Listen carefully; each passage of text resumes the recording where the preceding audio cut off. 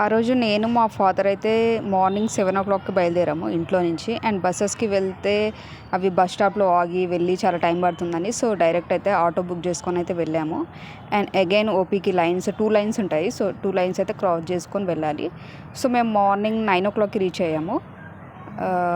So చూసి మధ్యాహ్నం అయిపోయింది. సో అక్కడ కొంచెం బెటర్ ఇడ్లీయే ఉంటే.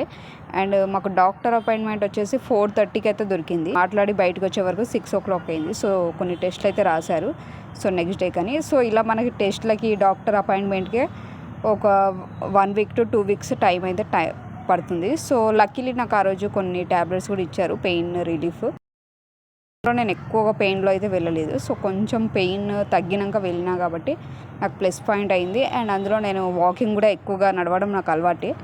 సో లైఫ్లో ఏదైనా క్యాప్చర్ చేసుకోవాలి. సో గుడ్ అయినా బ్యాడ్ అయినా సో వేరే వాళ్ళకి యూజ్ అవుతుంది.